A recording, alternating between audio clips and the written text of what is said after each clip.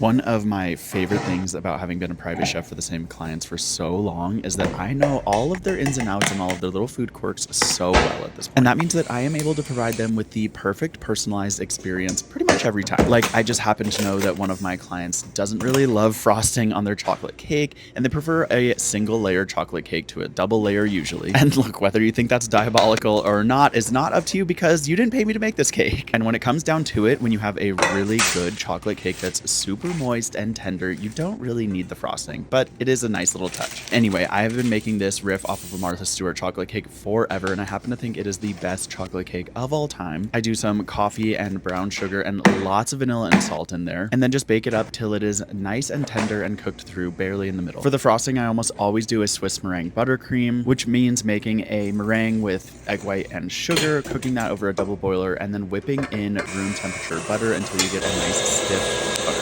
Again, I add in plenty of chocolate, a little bit of salt, and lots of vanilla to this. Look how beautiful she is. This is usually my preferred buttercream. I think it's so silky and just looks glossy and delicious. Once the cake has cooled completely, I invert it and then I douse it in a little bit of a brown sugar and vanilla syrup just for that extra added layer of moisture. And then you can decorate it however the heck you want. I got a little cheeky with this one and left a completely naked slice for my client that doesn't like any buttercream. But hey, that's just me.